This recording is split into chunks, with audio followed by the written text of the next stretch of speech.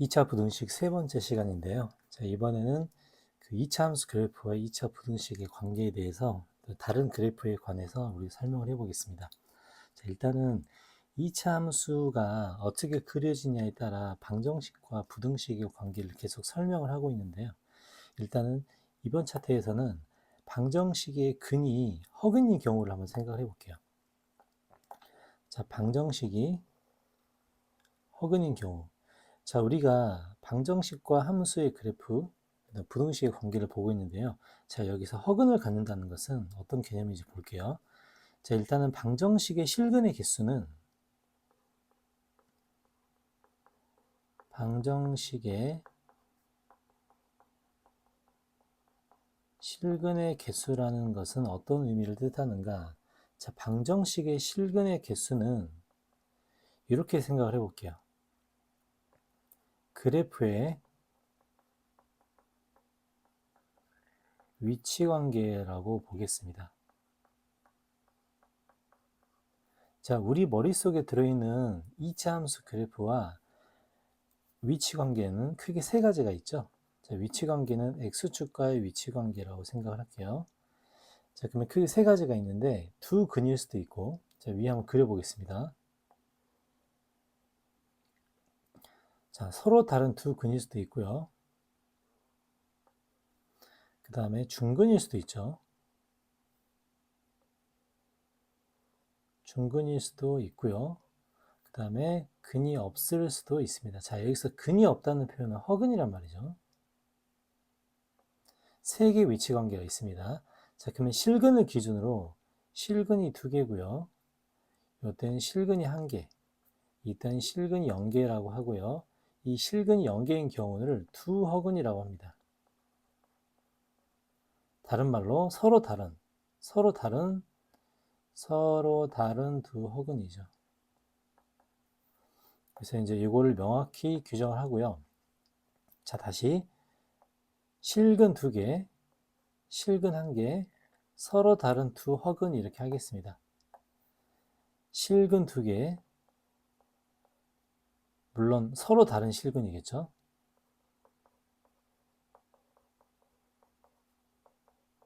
서로 다른 두 실근. 이건 1개, 이것도 실근 1개인데 중근. 그 다음에 서로 다른 두 허근 이렇게 하겠습니다. 자, 그러면 허근 같은 경우는 위치 관계에서 볼 때 x축에 떠 있다고 볼 수밖에 없죠. 그리고 우린 지금까지 해왔듯이 이 0을 x축으로 볼 겁니다. 그리고 첫 번째부터 해석을 해볼 거예요. 자, 이렇게 일반적인 2차식이 완전적으로 만들었을 때 이 꼭지점의 y좌표가 0보다 크다. 이제 이게 판별식 0보다 작은 허근 그래프가 해당하죠. 자, 그럼 이때는 어떻게 될 건가? x축이 항상 떠 있다라고 합니다. x축 위에 항상 떠 있다를 우리는 모든 실수라고 부르죠. 자, 두 번째. 그러면 허근을 갖는 경우 x축 위에 떠 있는 이 세 번째 그래프인데요. x축 위에 떠 있는 이런 세 번째 그래프일 텐데, 자, 이랬을 때 두 번째처럼 물어보면 어떻게 대답을 해야 되는가? 이렇게 물어보고요. 자, 다 똑같은 위치 관계인데 물어보는 방식이 전부 다 다릅니다. 자, 그럼 요때는 어떻게 대답을 해야 되죠? 얘는 해가 없다.